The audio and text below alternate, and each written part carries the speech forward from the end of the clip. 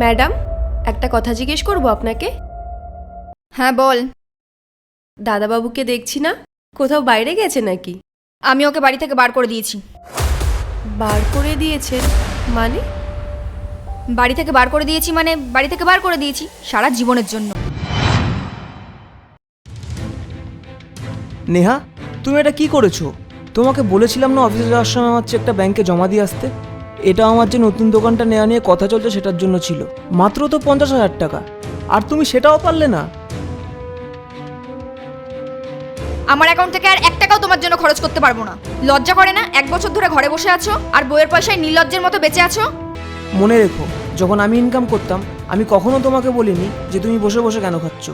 আমার পক্ষে প্রতিদিন এই অপমান মেনে নেওয়া সম্ভব হচ্ছে না। তুমি থাকো তোমার সংসার নিয়ে, আমি চললাম।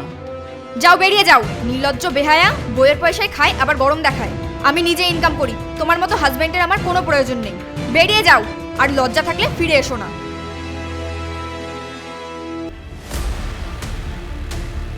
কিন্তু ম্যাডাম, বাবুর তো বেশ ভালোই কাজ চলছিল।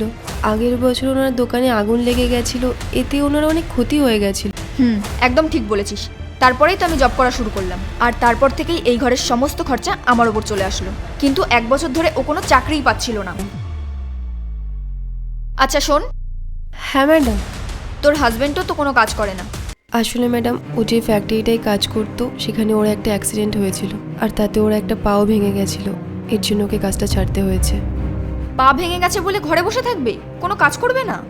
দেখ, তুই অনেক ভালো ইনকাম করিস, তুই এক কাজ কর, তুই ওকে ছেড়ে দে। আর তোর তো বাচ্চা কাচ্চাও নেই। আর তাছাড়াও তুই তো বাড়ির কাজবাজ বেশ ভালোই জানিস, তোকে আমি আরও জায়গায় কাজ ধরিয়ে দেবো।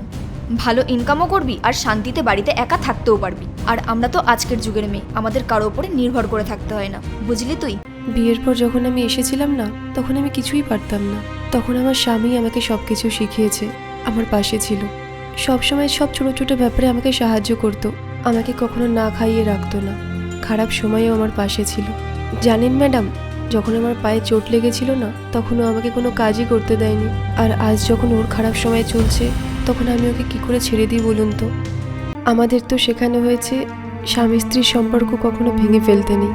নারী পুরুষের ওপর নির্ভরশীল, আর পুরুষ নারীর ওপর। দুজনকেই দুজনের প্রয়োজন।